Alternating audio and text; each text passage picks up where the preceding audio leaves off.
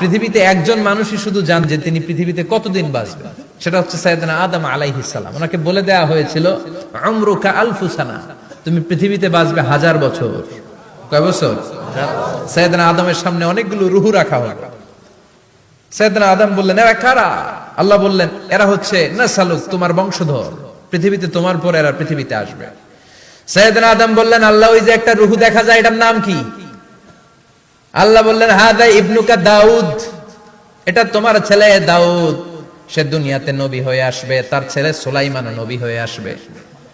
সাইয়েদনা আদম বললেন, মাবুদ, আমার ছেলে দাউদের কত বছর হায়াত আপনি দিয়েছেন? আল্লাহ বললেন, 40 সানা, মাত্র 40 বছর, 4 ইয়ার্স, 40 বছর তোমার ছেলেটা বাঁচবে। ও আল্লাহ, আমি বাঁচবো কয় বছর? তুমি বাঁচবা 1000 বছর। সুবহানাল্লাহ। সাইয়েদনা আদম বললেন, মাবুদ, এত ফুটফুটে সুন্দর আমার ছেলে দাউদ, মাত্র 40 বছর দিলেন কেন? জিদ মিন উমরিহি, বাড়ায়া দেন। কি করেন? সুপারিশ করতেছে পোলার লাইগা কে? বাবা। আল্লাহ আপনি বাড়ায়া দেন। আল্লাহকে বাড়ানো যাবে না, লেখা হয়ে গেছে, রুফিআতিল আকলাম ওয়া জাফফাতিস সুহুফ, কলম তুলে নেওয়া হয়েছে আর কালি শুকায় গেছে, আর কিছু করা যাবে না। সাইয়েদনা আদম বললেন, মাবুদ, আমার 1000 বছর কেন দিলেন? আমার এই সুন্দর ফুটফুটে ছেলেটারে মাত্র শুধুমাত্র 40 বছর কেন দিলেন? ও মাবুদ, আমার 1000 বছরের দরকার নাই, আমার 1000 বছর থেকে 60 বছর আমি আমার ছেলেরে দিয়ে দিলাম।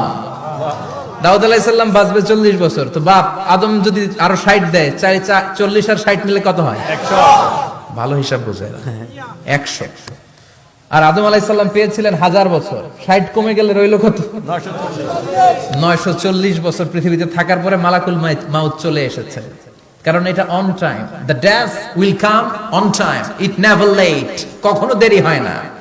আল্লাহ বললেন, লিকুল্লি উম্মাতিন আজালুন ফাইদা জাআ আজালুহুম লা ইস্তাখিরুনা সাআতান ওয়া লা ইস্তাকদিমুন।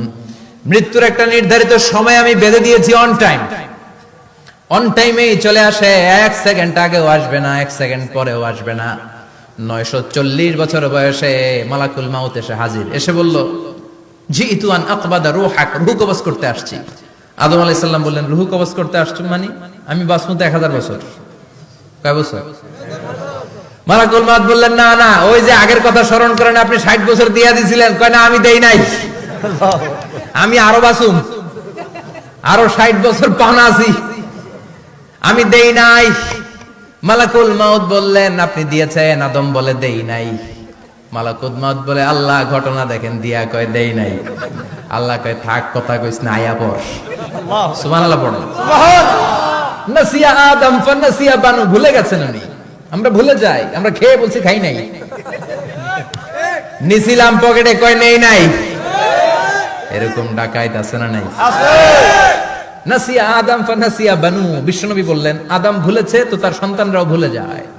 জাহাদা আদম ফাজাহাদাত যুররিয়াতু, আদম অস্বীকার করেছে, তার সন্তানরাও অস্বীকার করে। সেদিন থেকে আল কিতাবা ওয়া শুহুদ, মানে লিখে রাখার সিস্টেম আর সাক্ষীর সিস্টেম চালু হয়েছে।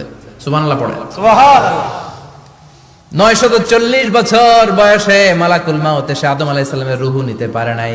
উনি 1000 বছর যখন হয়েছে তখন এসে সাইয়েদনা আদম আলাইহিস সালামের রূহ কবজ করেছে।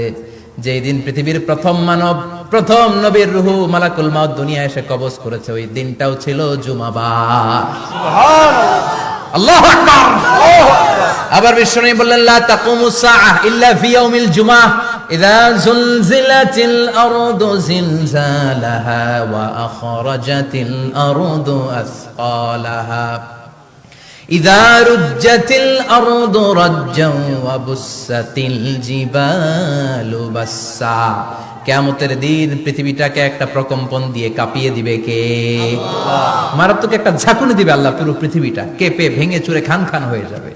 এই ঝাঁকুনি আর আর্থকোয়েক, ভূমিকম্প এর ঘটনাটা যেদিন ঘটবে ওই দিনটাও হচ্ছে জুমার দিন। চিৎকার করে পড়েন সুবহানাল্লাহ। তার মানে আদম সৃষ্টি হলো জুমার দিনে, দুনিয়ায় নামিয়ে দেয়া হলো জুমার দিনে, তওবা কবুল করে নেওয়া হলো জুমার দিনে, রূহ কবজ করা হলো জুমার দিনে, আবার কিয়ামত সংগঠিত হবে জুমার দিনে। পড়েন সুবহানাল্লাহ। আবার বিশ্বনবী বললেন, আর রমাদান ইলা রমাদান, এক রমজান থেকে আরেক রমজানের মাঝখানে যত গুনাহ হয় মাফ করে কে? আল্লাহ। তারপরে বিশ্বনবী বললেন আল উমরাতু ইলাল উমরাহ, কেউ যদি একবার উমরা করে পরে আবার করলে 2 উমরার মাঝখানে গুনাহগুলো মাফ করে দেয় কে? আল্লাহ। আবার বিশ্বনবী বললেন আল জুমআতু ইলাল জুমআ কাফফারাতুন লিমা বাইনাহুমা, এক জুমার পর থেকে সামনের জুমা আসা পর্যন্ত যে সগীরা গুনাহগুলো হয় সবগুলো সগীরা গুনাহ মাফ করে দেয় কে? রজব শাবানে বরকতে দাও, রমজান মাসে গুনাহ ঝড়াও, সপ্তাহ জুড়ে তুমি বরকতে দাও, জুমার দিনেতে গুনাহ ঝড়াও, রজব শাবানে বরকতে দাও, রমজান মাসে গুনাহ ঝড়াও। ঠিক কি না? তার মানে জুমার দিন গুনাহ মাফের দিন। সারা সপ্তাহে ভুল ত্রুটি অন্যায় যা করলাম জুমার নামাজের বদৌলতে সব গুনাহ মাফ করে দেয় কে? আল্লাহ। এই দামি দিনটাকে আল্লাহ ইহুদিদের দিতে চেয়েছিলেন, পায় নাই। আলহামদুলিল্লাহ কবেন না? আলহামদুলিল্লাহ। ইখতিলাফু, তারা ইখতিলাফ করে হারাইছে এটা। এই দামি দিনটা রব্বুল আলামিন নাসারাদেরকে দিতে চেয়েছিলেন, ফাখতালাফু, ওরাও ইখতিলাফ করে হারাইছে। এজন্য ইখতিলাফ ভালো জিনিস না খারাপ জিনিস? মারামারি ভালো জিনিস না খারাপ জিনিস? আর ঐক্য করা ভালো জিনিস না খারাপ জিনিস? ঐক্য করতে রাজি আছেন? ইহুদিদেরকে আল্লাহ দিতে চাইলেন, ইখতিলাফ করে হারাইছে। নাসারারাও হারাইছে। ফাজা আল্লাহু বিনা ফাহাদানা বিহাদাদ দ্বীন, রব্বুল আলামিন এই দিনটা আমাদেরকে দিলেন, আমরা ইখতিলাফ করি নাই, বিশ্বনবীর হাতে হাত রেখে ঐক্য করে ঘোষণা দিয়েছি জুমার দিন আমাদের সাপ্তাহিক দিন। সুবহানাল্লাহ। বিশ্বনবী বলেন ফাগাদান লিল ইয়াহুদ, সাপ্তাহিক আনন্দের দিন ইহুদিদের জন্য হচ্ছে শনিবার, ইয়ামুস সাবত, ও বাদা গাদ লিন নাসারা, আর খ্রিস্টানদের জন্য হচ্ছে রবিবার, আর আমাদের জন্য হচ্ছে শুক্রবার। চিল্লায় পড়েন আল্লাহু আকবার। তার মানে জুমার দিন, জুমাবারের মর্যাদা বেশি না কম? চিল্লায় বলেন বেশি না কম? জুমার দিন সকালবেলা ফজরের নামাজের পর থেকে ফেরেশতারা যতগুলো মসজিদে জুমা অনুষ্ঠিত হয় ওই মসজিদে ঢোকার প্রতিটা দরজার মধ্যে দাঁড়িয়ে থাকে। কারা কারা আগে আগে জুমার নামাজ পড়ার জন্য মসজিদে যায়, প্রত্যেকের নামগুলো একটা জান্নাতের রেজিস্ট্রি খাতার মধ্যে তুলে নেয়। সুবহানাল্লাহ। এই নামগুলো স্পেশালি আল্লাহর কাছে পাঠানোর জন্য। সুবহানাল্লাহ কইবেন না? সুবহানাল্লাহ। ডানে বায়ে সামনে পেছনে যতগুলো দরজা, প্রতিটা দরজায় ফেরেশতারা বসে থাকে। কে আগে আসলো নাম তুলে দেয়। তুলতে তুলতে তুলতে তুলতে খতিব সাহেব যখন খুতবা দেওয়ার জন্য মিম্বারে যেয়ে বসে যায়, ফেরেশতারা তাদের খাতা বন্ধ করে তারাও খতিব সাহেবের সামনে জুমার খুতবা শোনার জন্য বসে যায়। পড়েন সুবহানাল্লাহ। প্রথম জুমার দিন জুমার মসজিদে যে ঢুকবে, বিশ্বনবী বললেন আল্লাহর রাস্তায় একটা উট কুরবানি দিলে যেই সওয়াব, এই সওয়াব আল্লাহ আমলনামায় দিয়ে দেয়। দ্বিতীয় পর্যায়ে যে ঢুকে, বিশ্বনবী বললেন বাকারা, গরু কুরবানির সওয়াব পায়। 3 নম্বরে যে ঢুকবে, বিশ্বনবী বললেন কাবসা, হাদিসের ভাষায় এসেছে আল কাবাস, কাবাস মানে হলো বকরি, বকরি কুরবানির সওয়াব। 4 নম্বরে যে ঢুকবে তার হচ্ছে দাজাজা, দাজাজা মানে মুরগি। 5 নম্বরে যে ঢুকবে, বিশ্বনবী বললেন বাইদা, নোয়াখালীরা কয় বয়দা, আমরা কই আন্ডা, কুমিল্লায় কই ডিম। আছে না নাই? আছে।